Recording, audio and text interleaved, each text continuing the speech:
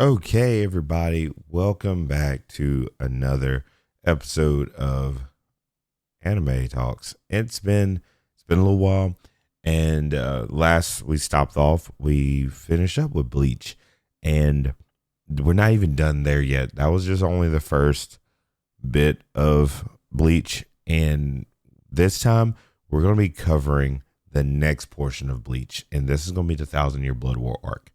And inside the Thousand Year Blood War arc, we were only given the first half of the animation, and that was amazing. So it's crazy on how the magnitude the magnitude of that series there so far is crazy. I've enjoyed a lot of that, and it put me like on a whole new level of like just Bleach in general. Like what I've learned in Thousand Year Blood War put me like on a whole new level. And in this episode, we're just gonna be covering like a little small review on it and just touching here and there, catching everybody up. For those who don't have a chance to get to be able to get around to watching it, we'll be covering that here. So be prepared. It's going to be awesome. I'm excited. I'm ecstatic to be able to drop something like this. And hopefully I've been doing some research. We should be getting the second half of this either later this year or earlier next year. So be prepared. I'm not going to read the manga and then drop manga spoilers, because that defeats the whole purpose of being able to watch and then give the insight on it. So we're going to be breaking this down into different sections, mainly just what I've seen. So let's just get to it. Okay, so within Thousand Year Blood War, we see a lot of different changes. Everybody's a little older. We're like about, I want to say 16 to 18 months past the originals from the original series, and it is amazing. It is amazing. We see for one, we see a very beautiful opening. We see the art style change, and it's more vibrant colors, very, very like deep color changes compared to the old art style. And it was crazy. It changes completely from the first iteration of it. We're going to just jump all the way to the Fullbringer arc towards the end of the series, and the Fullbringer arc compared to this is completely two different, just different. And that's actually kind of where the bridge changed here. It's like I'm not going to say that they ripped off like a Demon Slayer type thing, but it's beautiful. It's great. You just got to see it for yourself. It's beautiful. So for starters, if you are one of those people that get attached to anything, this is the stuff that'll kill you. I have a really good friend, my boy Justin. He put me on this Bleach journey, and Thousand Year Blood War is very, very it's painful. Like if you are into stuff and get attached to characters, I'll just go ahead and drop it here.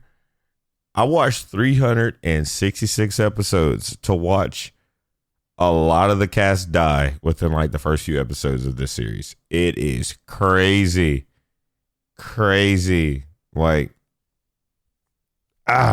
So as we start off, we see two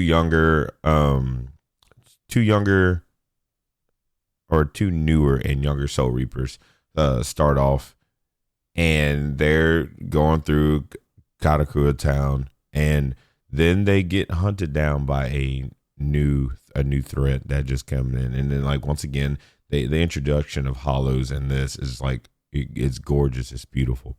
They changed a lot of things. Once again, the colors are different.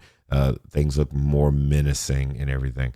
Um, and these Soul Reapers, Ryunosuke and Shino, they're there trying to find out why the disappearance of hollows are happening. And once again, they meet up with the hollow and are just it's crazy. The fight scene is crazy. But right as soon as they're about to get like written off, they're rescued by the Fatal Four, and that is Ichigo, Orihime, Chad, and Uryu. Once that breaks down, it is crazy. Crazy. When I mean crazy, I'm talking about the fight scene is awesome, and then they did everything how they were supposed to do it. Is beautiful, and it's just just so much. They did great by doing all that. So right after that, we then get introduced by an interesting new enemy type that kind of resembles Uryu's powers. And next thing you know, it is indeed Quincy's that are attacking, and Ichigo ends up fighting Eburn, and it's then we start to learn a lot of different things, and these Quincy's are able to seal off Bankais, and instead of being able to seal off Ichigo's Bankai, he was able to destroy it, and he ends up being able to run away. And then soon after that,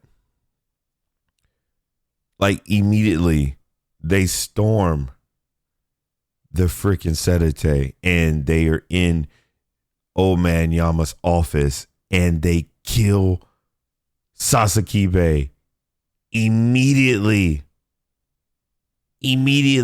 Like first episode, immediately kill Sasakibe. For those who don't know, this is the longest serving officer in the 13 Court Guard squads. So yes, like it's just painful. We watched this at the beginning. Sasakibe barely had that much to like. You knew a few things about him. He just wasn't, he wasn't just like so vibrant and whatnot in the first series, like you've seen him. But it's crazy. It's wild. So then we end up finding out shortly after that Waco Mundo is going through the same thing with being taken over by the Quincy's, and we then end up learning that they're like their whole force of Quincy's are called Stern Ritters. They're dubbed that. And Nelliel, we get to see Nelliel again. Nelliel comes back to inform Ichigo that Waco Mundo is being taken over. And Tyr Hollybell, we see Tyr Hollybell again, and she is basically over Waco Mundo and gets wrecked by the leader of the Quincy's. And this is something that's quite interesting that we learn throughout the course of the show. But this Quincy leader is his name is Yehovaha. He ends up being like, ooh, it's crazy. It's just wild. So we're going to tie in the knot with Yehovaha a little bit later.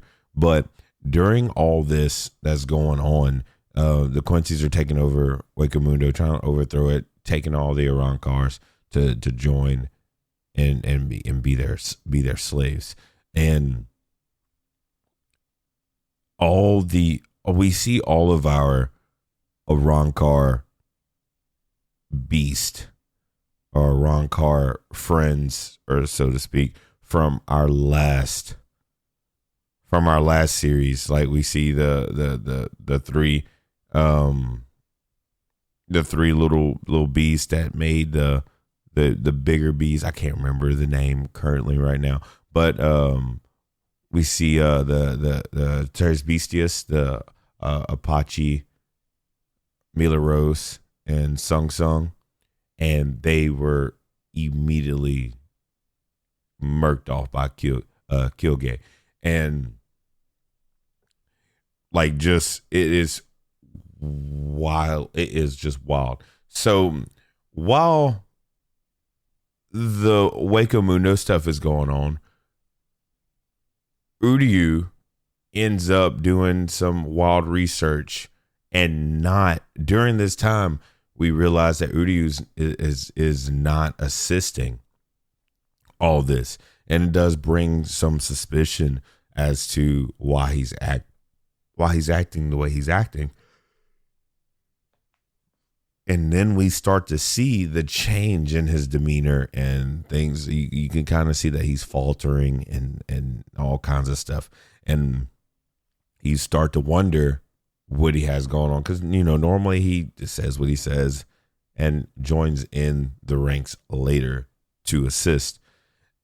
Just, he has that weird little thing where he's like, the Quincy pride. He has to back off and let things build up, and then he joins in. Well, he completely, he backs up a bit. And then while we're learning, we end up finding out as well that Yehovaha and Old Man Yama were the original fighters in this extermination between the two factions of Quincy's and Soul Reapers. And Old Man Yama did not finish off Yehovaha in that monumental battle that ensued 1,000 years ago. So we start to see a lot of things happening with the change. The pace is now starting to change with the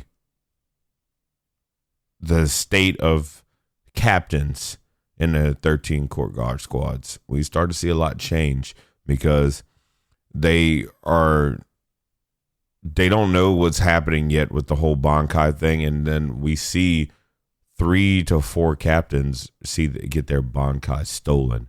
So that is a game changer that we also get to witness during this, and it completely handicaps them by a lot. When I mean by a lot, I'm talking about a lot. Like, when you're watching this, it makes you want to cry because there's a lot going on. And then while this is going on, we see that Izuru Kira is killed. And like at the beginning, like, it's so sad watching so many people just get to burn. Just get to burn. And we see the likes of Byakuya,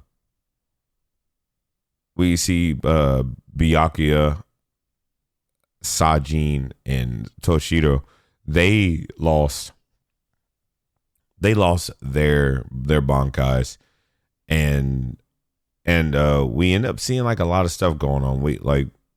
There's so many battles that are going on everywhere, and we're seeing so much happen that is just so much is ramped up just from the beginning. That is definitely what I appreciate about this series, is everything, even at the low points, there's so much exposition. There's so much exposition, and then we end up seeing like amazing fight scenes, and it's curating so much and helping out the pace of the show. Then eventually we're shown a lot of exposition drops of stories during this whole series as well. Before long, we're then brought to a beautiful story arc. It's super small, of who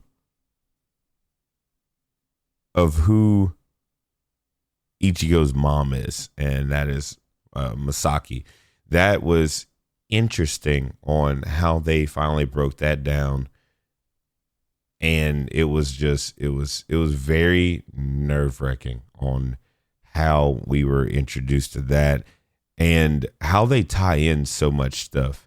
So before they got to that portion of the story, we get to revisit different enemies or different situations. And during that time, we end up getting some more backstory on other people.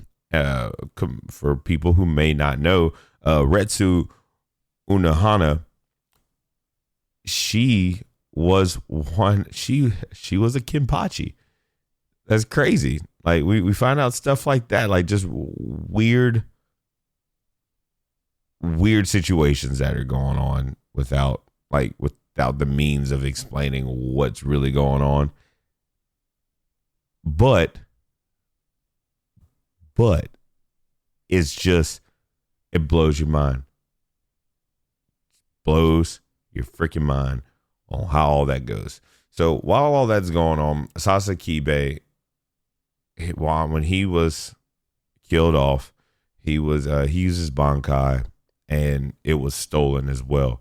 Well, old man Yama ends up killing off the Stern Ritter that took his Bankai, and that was that Rikyu. He ends up killing off Rikyu and showing his respects, doing all that. That was right. Then this is all right before we get into the craziness. While all this is going on, Yahavaha ends up going down to the underground prison where we finally see our old buddy Sosuke Aizen. And while he's meeting up with Sosuke, he ends up telling him he should join him and serve him. And Aizen is very reluctant towards all this. Very reluctant, and he tells him if he lets him go, that's it. Like Aizen's like, you mess up and let me out of here, that's done with. I'm going to off you like as soon as possible, because I'm the only one that's going to be able to wreak havoc on all three planes. Like this, the Soul Palace, Soul Society, and the world of the living. Sosuke Aizen's just like, yeah, I'm not gonna do it. And then right after he tries to recruit Aizen, shortly after, we see old man Yama is going to brutally put down Yahavaha. But Yahavaha steals old man Yama's Bankai and ends up killing him shortly after. That, when I mean we seen so much stuff, so much stuff. And then we get some more history on the 13 core God squads. We end up finding out that most of them, like now, if you look at this version of the 13 core God squads, everybody's like more peaceful. Well, back then, old man Yama was over a bunch of cold-blooded killers. Like they were just all just barbarians that just roamed the plains and just killed everybody. And at this point, beforehand, Ichigo was trapped in a very odd situation in Hueco Mundo. He was trapped in between the planes, trying to go back into the Soul Society from Hueco Mundo, and he was trapped in a small little box that he was kept in by one of the Stern Ritters.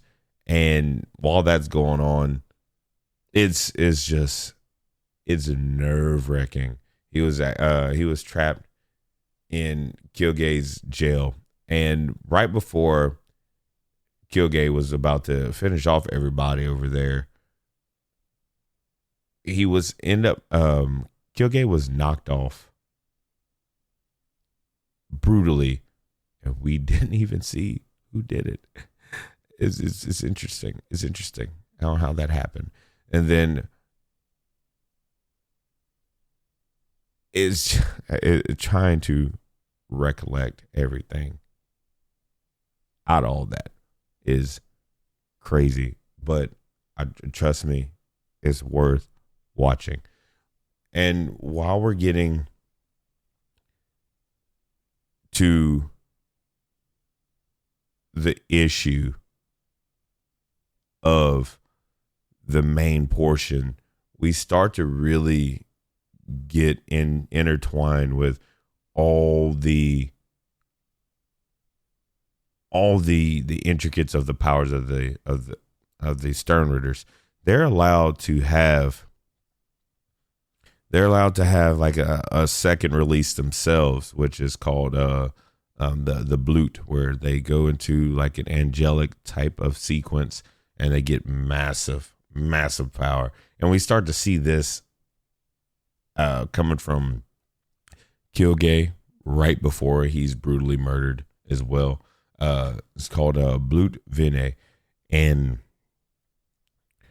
then we're told that Kyogre's jail, which is where Ichigo was in, he was trying to get, the only way to get out would be broken by Quincy, and that Ichigo doesn't know the truth about some things in his life.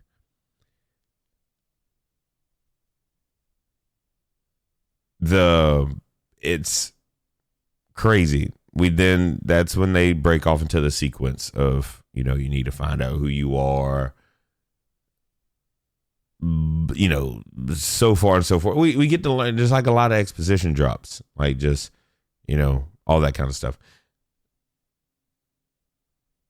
Once Ichigo makes it back, he ends up seeing an almost dead Byakuya,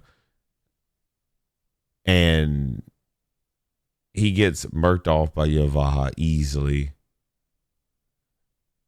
And then we see Ichigo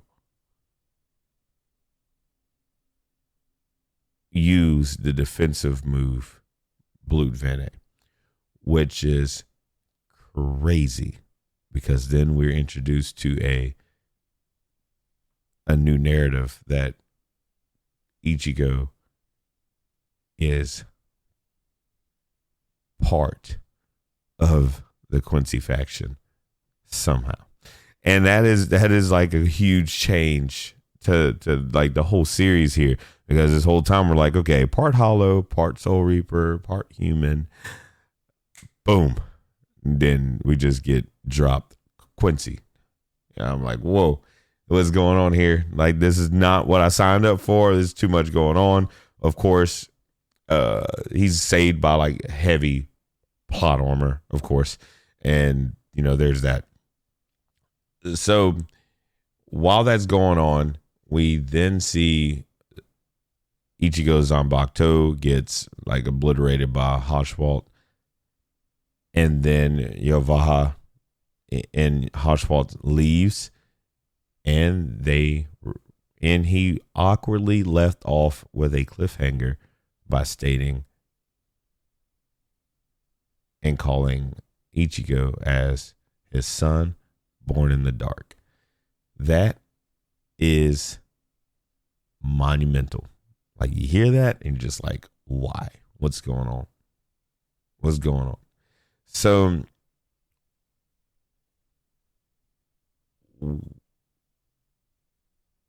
when we end up getting back into the beautiful life of the backstory of everything, we end up seeing all the craziness that's going on from the remains of everybody that got attacked in the first invasion. And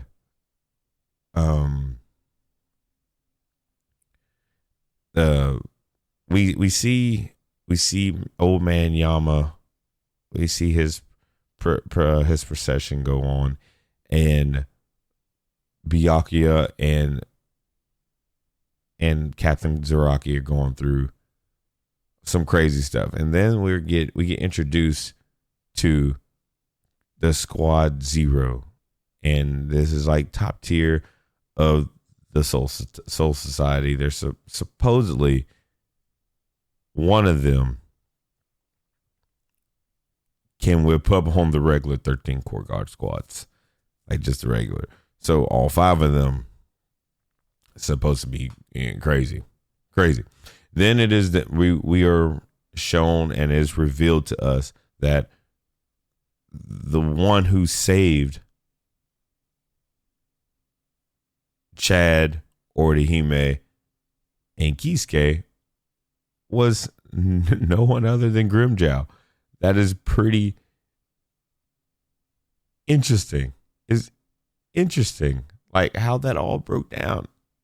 Crazy. It makes zero sense on how all that happened. Like, it does make sense. It's just different. Just blah. So when the three main people that are like really invested into the fight, Ichigo, Rukia, Renji, Byakuya is also sent as well. They end up being sent to Squad Zero, and they go up to the Soul Palace. And the first stop is by Tenjiro, and he is the one who taught Retsu Unohana all the healing techniques. So he was able to heal them inside of his hot springs, and that was his little section. Then after that, they end up going to Hikafune's palace, where they end up being filled with spiritual pressure food to be able to restore their spiritual pressure and enhance them even further. And that was pretty, that was going on. Well, meanwhile, while all that's going on, we do see the induction of a new head captain, and that is Shunsui. And it makes me want to cry seeing all this happening. But Shunsui ends up taking over and having to decide what's going on. And while that's going on, we are also broken down that Unohana has a new situation going on, as we find out she is the first Kenpachi. And for somebody else to be considered Kenpachi, the next Kenpachi in line has to die to be the next Kenpachi. So you can kind of see the foreshadowing here with what's coming up here soon. So Unohana actually trained Kenpachi, basically. Came, and it's nerve-wracking how you get to see this exposition drop where Unohana basically fought Zaraki as a kid Zaraki, and was able to push her to the limits, and ended up it's crazy. Ends up meeting Zaraki, and him as a kid was able to keep up with Unohana, and was actually weakened him and turned him into who he is, where he takes his fighting style matches who he fights until he's mortally wounded, and then he gets stronger. So basically turning him to, like, I guess I'm not gonna say a wuss. It's just he lives for a fight, so he changes his battling to match who he's fighting until he has to fight harder. And that they go to a whole spill where we cover Unohana's past, and she meets Zaraki, and they do the fighting, and then at the end, Zaraki has to kill her, and he ends up killing her, and then becomes the next Kenpachi. He's actually Kenpachi now.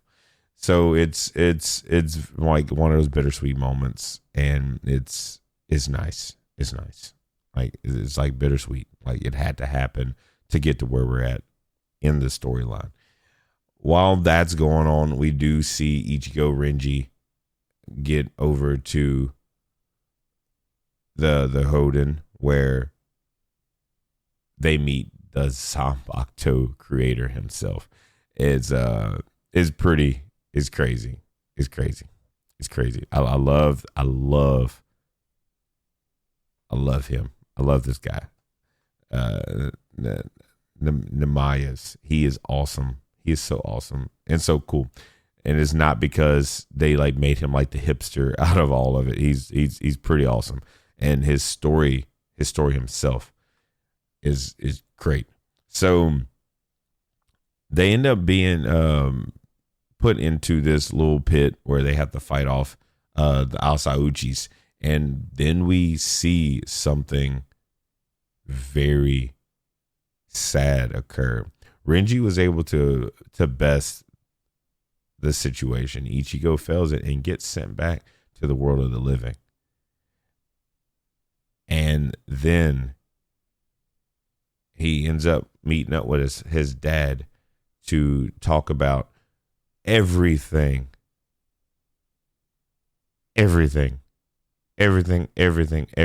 Like the biggest exposition drop is now finally covered. We see the roots of the Masaki and Ishin and Ryukin. We see Uryu's dad take part in everything that's going on in this, and it's very, very crazy on how this is all going on. So then we're given that exposition drop, and we're about to cover that here shortly. So Ishin Kurosaki, he ends up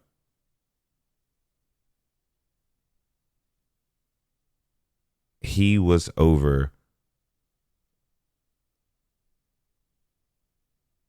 like, you could just say he's like a lieutenant. He was like in the bridge. He was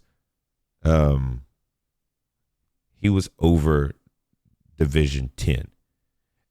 And there's like a lot of deaths going on for Soul Reapers, and they had to go follow that. And it was in Araki City. Ishin went out to go check out on this situation, and came into contact with a hollow that was called White. While that's going on, Masaki Kurosaki, who was an Quincy Noble, who was taken in by Soken. By the way, this is also Soken Ryukin, which is Uryu's dad, was taken in by the Ishida family to end up being betrothed to Ryukin eventually. So we end up seeing the two parents of Ichigo while they're younger, and you see the fight that ensues. And when White meets up with Ishin, or when Ishin meets up with White, they're fighting. And Ishin is about to use his Bankai to finish off the hollow, but then Ishin is brutally taken down by none other than, when we seen this in the original series, this was back when Aizen, Gin, and Kaname had teamed up to start doing their takeover. And they're doing their little brutal murders and turning people into hollows. And It is crazy. Crazy. So Masaki shows up to save Ishin, and Aizen was stopped. Aizen stopped Tosin from killing her off just to watch how things are going on. So Masaki ended up using herself to get the hollow to come in, and when White self-destructed himself,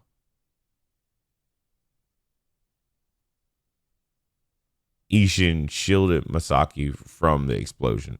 So Masaki was able to heal Ishin and revealed that she was a Quincy, fearing him reacting in a horrible way, and she was able to be very lax in front of him because he accepted who she was, and like they parted ways, and then we see the split up of them for a short while, and then he was still thinking about her while he was in the Sedete, and wanted to go back to see her because he didn't even get her name. He wanted to go see her, just know that she was a little Quincy girl. So when we get to the next portion, Ishin was making his report back to old man Yama, but left out the Masaki part because he wanted to go back and see her again, just to go visit with her, because he was just basically mesmerized. You can almost say it was love at first sight, just about. And back in the world of the living, Masaki's actually going through some changes, and this is the change that Ichigo went through, and Shinji and Hayori, where they went through the changes, and the beginning of holification is going on. And that, of course, we didn't know that what was going on, but for watching the show, you could just tell that's what's kicking off. Ryuken's mother's like getting into her about helping out the Soul Reaper, because Ryuken's little maid or whatever end up snitching, all that stuff. It was annoying. So she ran off. Masaki ran off, and while she's running off, they run into Ryuken ran to go help her. And while that's going on, it's just so much. Then they run into Ishin, and Ishin's like, let me help. And Ryuken's like, get the hell away from me. She's hurt because of you, and all that blame game and stuff. And then none other than Kisuke Urahara, who was crazy, had passed by Masaki not too long before all this happens, knowing that he was going to have to pass by again, and offers a way to be able to fix the whole situation between all that. And everybody, mainly Ryuken, was very skeptic, but he wanted to help. So the only way to cure this whole issue is that for a Soul Reaper to be merged with her. So to balance her soul out with the hollow in her, the entirety of a Soul Reaper's power is needed to combat it, to save her. Urahara had a Giga that was made for this, that can contain a Soul Reaper soul and then turn them into a human in the exchange to do the balancing out. Well, Ishin volunteered quickly. He didn't hesitate, and that was love.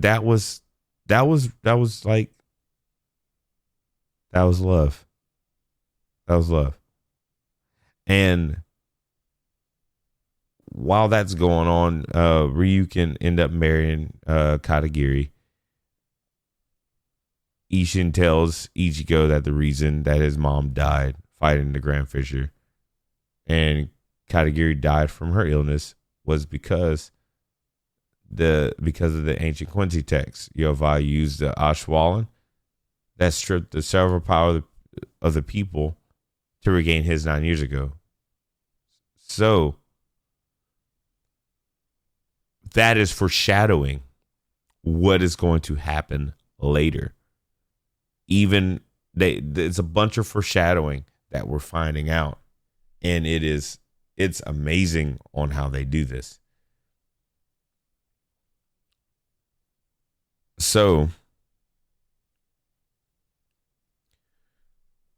to finish off, we end up seeing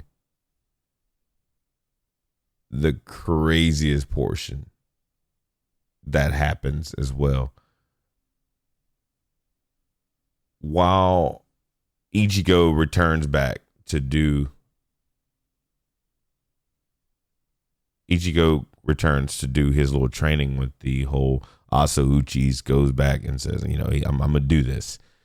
Well, while that's going on, he was able to choose a white Asauchi, which had the hollow white inside it. And he ends up being able to fight against Zangetsu one more time. And we learned so much that Zangetsu was not Zangetsu this whole time. That's what we learned. It's crazy. Zangetsu, the hollow white in him, was his Zanpakuto the whole time. And old man Zangetsu was just a source of Ichigo's Quincy powers, taking the form of Yhvach from 1,000 years ago. That is mind-blowing. Super mind-blowing. You're just like, what the hell? So when Ichigo's speaking to old man Zangetsu one more time, he expressed pride in how strong Ichigo has become, but when really he was trying to suppress his powers to prevent him from becoming a Soul Reaper in the first place. But then old man Zangetsu sheds his last tear as he's being relinquished. And it's sad. It's sad. And that allows Ichigo to have access to the true Zanpakuto, the dual-bladed true Zangetsu. Since in both, he was able to have both white and old man Zangetsu in both the long blades. Ichigo then says his final farewells. And then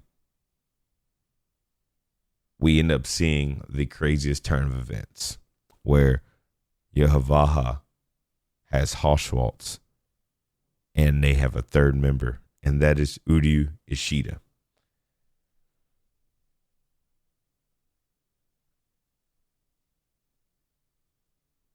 And when we move forward from there, Ichigo is gets to train with Ichibei Hayasube, which is the captain of Squad Zero.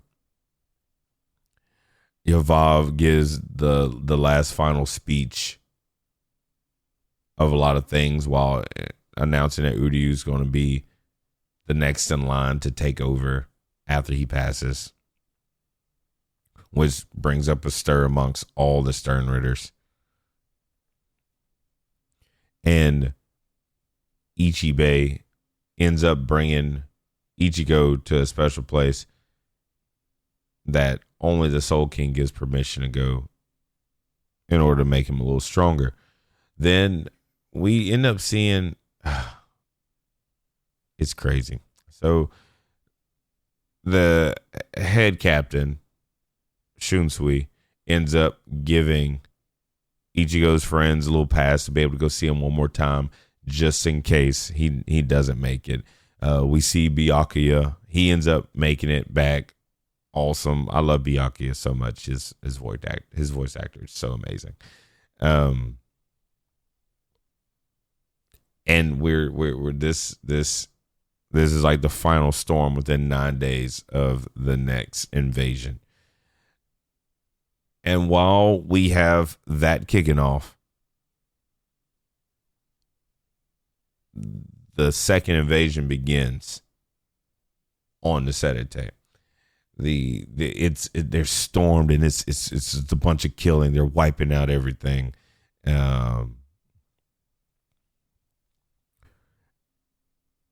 Urahara ends up finding the way to reverse and give back the Bankais back to the captains, which is crazy.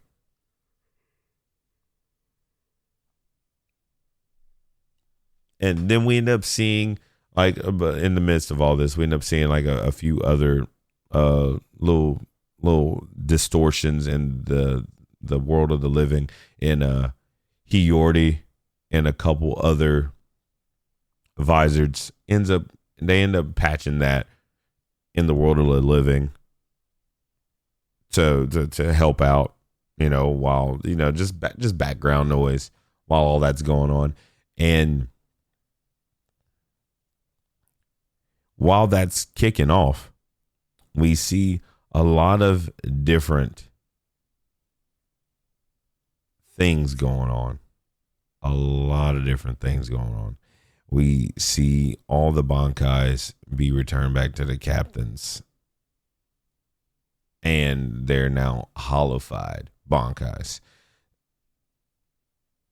And they end up murking off all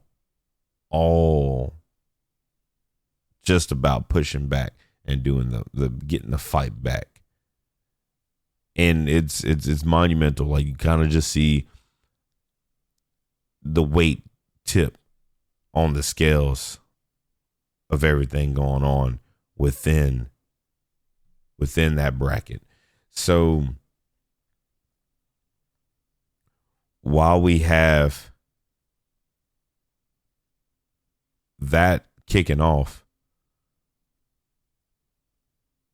we see another group, Bambietta and her little group, come down to try to disturb a lot of different things.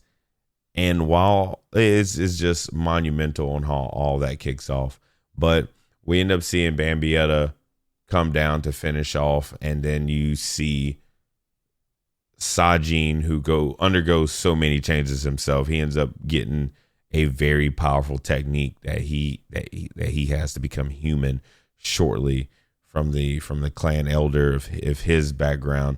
And they give like the short little deal behind him where they cover why he wore his mask, why he was so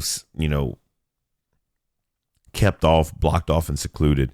And he's able to use that, where he sacrificed his own heart to get that extra power. And while it's so sad and backwards by so many means, but he ends up going out there doing a little deal, and you can just say he reverts back to a wolf at the end of all this, which is very sad. And his heart is eaten by the elder. It's crazy. I don't even understand what's going to happen with him later on, but that's kind of where they left it. Once again, didn't read the manga, so just kind of left it at that.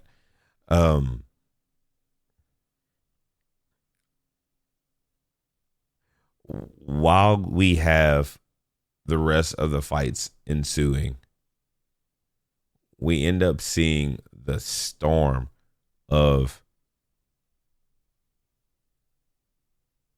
all the rest of the craziness happen. And we do see all of our beloved captains take down the ones that took their Bankais. All that went down. We do see the death of Toshido, which is quite interesting. He ends up being brought back as a zombie by one of the Stern Ritters, which is crazy within itself. Um, was able to bring him back, and then Korotsuchi was able to override that and use him. It's crazy. It was Giselle, which was the Stern Ritter, who's able to bring back and do like the whole zombify thing. We end up seeing a lot of different people come through. Like we end up seeing Yoruichi around, and it is crazy on what ends up happening. And we then see right when Yohavaha makes it up to the Soul Palace, right before all that, we end up seeing Captain Zaraki learns the name of his Zanpakuto, and he goes crazy. And then we meet, the likes of like Asnot and BG9 and Kongdu. We end up learning stuff about them and watch them get knocked off because they didn't handle what they're supposed to do. And Yohava, sucked them back up in the form of Reishi. It's nasty. It's nasty is what's going on. Like we just see all kinds of stuff going on. And later we end up finding out that a lot of things that is ensuing between everybody, with the foreshadowing that was dropped about the real reason why Masaki had died against the Grand Fisher. And we end up seeing Yohavaha do the same thing again. And Yohavaha brought a little group up to the Soul Palace, and he brings Haschwaltz, Uryu, and like 4 or 5 others, and they go to fight all of Squad Zero. Well, Squad Zero, there's a bunch of 1v1 battles going on, and it is nasty. Like, we see a bunch of really cool fight scenes, a lot of stuff going down. And right before that, Yohavaha takes all the energy and kills off all the Quincy's, just about, and takes all their reishi to become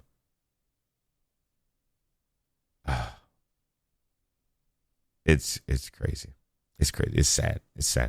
He takes all the reishi to become an even more powerful Quincy, and it's sad. It's sad, really.